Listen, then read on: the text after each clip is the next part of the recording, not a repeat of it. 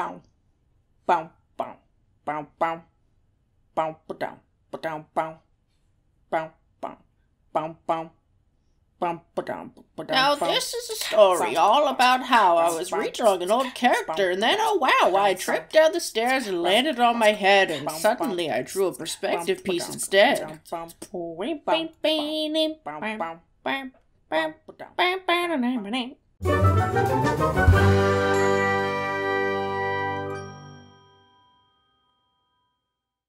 Don't you just hate it when you go to draw a thing and it ends up being a million times more complicated? Well, that's kind of sort of what happened to me with this video. Hello everyone, my name is Comic Maker, and the other day I was looking through some of my old sketchbooks and drawings from the past when I came across a character that I hadn't seen in ages. Years ago, I was just sketching some character ideas with some friends when I created this cupcake bomber girl named Maggie. I remember when I created her, I drew her with these cupcake bombs and I gave her a really spicy attitude to match it. I really loved the whole baking idea for her. So when I saw her again, I knew I wanted to update her a little bit and finally give her some color. But as Comic Maker, what in the world does that have to do with drawing perspective? Well, Banana Man, it started off as me redrawing her and, well, I'll get to that. Okay, I was wondering if I should be taking notes. Not necessarily. I'm still learning too. But anyway, at first I started off by making a character sheet. I wanted her to kind of have 3 different layers with her outfit, similar to her initial design, but kind of upgraded. I started by making sketches of her outfit. One in her casual clothes. Because she's a baker, she tends to get messy, so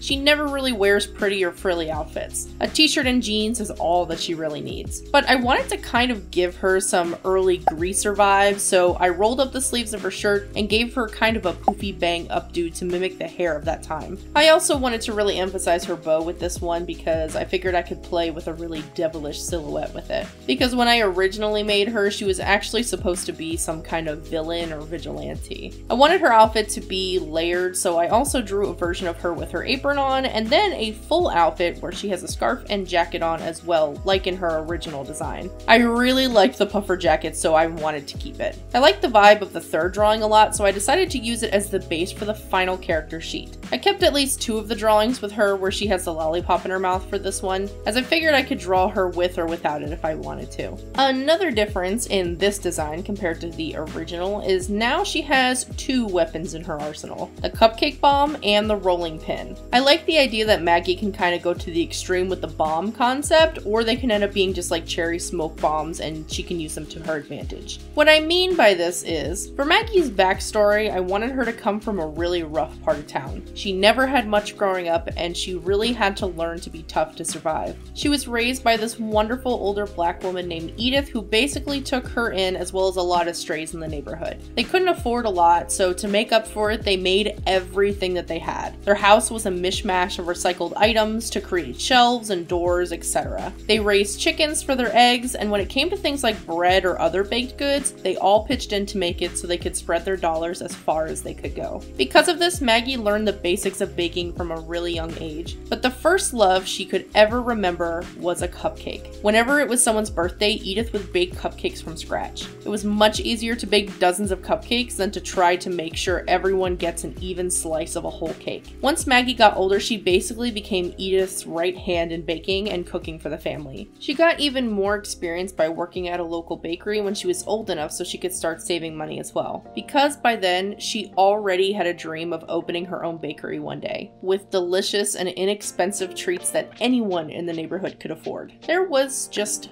one problem. As stated before, she was in a really rough part of town and nice things don't last long there. Maggie worked for years to get enough money to make her own little spot in town to live her dream. Her family came and helped her fix it up, and when she opened for her first day, there was a line of people down the street waiting to try her confections. It was honestly the happiest day of her life. But that night, as she turned the key to lock up, she heard something ticking.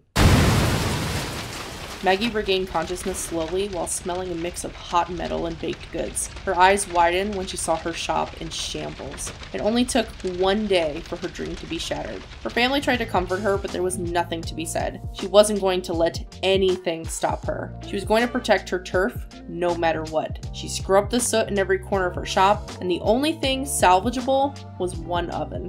Enough to make cupcakes. She would have to restart from the ground up, but this time she would protect her space with everything she had. Basically, she becomes a badass that smacks people with a rolling pin. I debated on if she was going to make exploding cupcakes, like I said, or if they were just going to be like cherry smoke bombs. I haven't quite decided, but either way, I just love the look of them. I gave Maddie a repeating color palette of this red, tealish color and white with her yellow hair and black jacket to kind of break it up. I like how vibrant she is, but also how she looks like a small thing that would kick your butt. So now that we've learned about her, what's with this whole perspective thing? Well, if you've been on my live streams or heard me talk about it before, perspective is something I'm really weak at with drawing, but I really want to get better at it. I want to be able to put my characters into environments without it looking weird. So after I did the redesign, I really wanted to do a simple illustration of Maggy, but then I just kept having this idea of drawing her in a crazy messy kitchen after making some very interesting experience. But I was struggling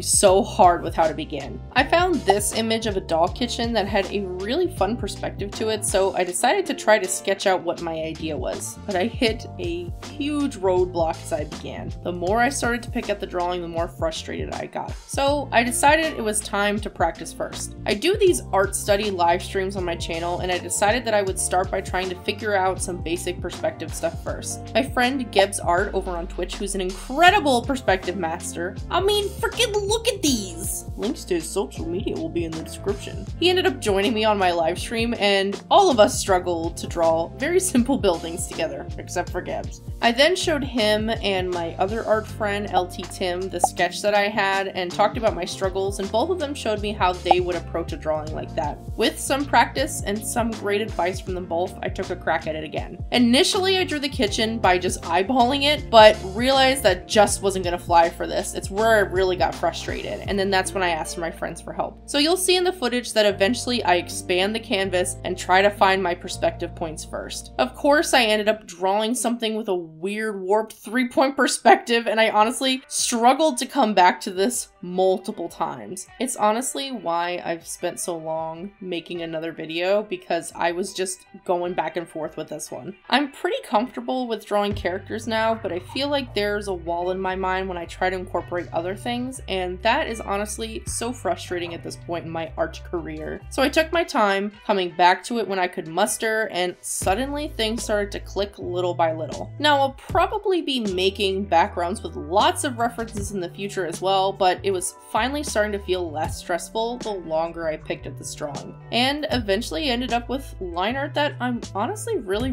proud of. When I was a kid, I was super ambitious and I just drew whatever whenever I wanted to, backgrounds and all. But as I got older, that started to become more and more intimidating to me, because if the environment looks off, then no matter how well you draw the character, it'll end up looking strange in that setting. So I feel like I had a lot of growth with this drawing. But now there was also the long coloring process to go through as well. I thought I would be dead by the end of this coloring, and I still feel like maybe some of the coloring decisions could be better, but it turned out to be pretty fun adding all the little details into this and coloring everything in. Usually drawing and sketching are pretty quick for me, and coloring and shading take me longer, but this was definitely the opposite for this one. But I am really proud of this piece. It isn't perfect, and I could probably nitpick it forever, but I hope this just means that I can move on to other projects like this one in the future and get better and better at it. But yeah, that's the story of how I went to make a character sheet, then wanted to draw my character doing something else, and accidentally spent weeks trying to do a perspective drawing instead. Wow. That doesn't really seem like an accident. That just sounds like you just did a thing because you wanted to. Banana Man, nobody wants to draw perspective. But what about Gebs and LtTim? They draw perspective. Shh, shh. No, no, nobody. Nobody. But that's it for this one, guys. Have you ever ended up drawing something that was a bit overly ambitious for you? What did you end up doing in that situation? Let me know in the comments. As always, videos like this are possible because of my amazing banana members and people like you who like, comment on, and share my videos. I appreciate you all stopping by, and I hope that we can draw together again soon. Bye, guys.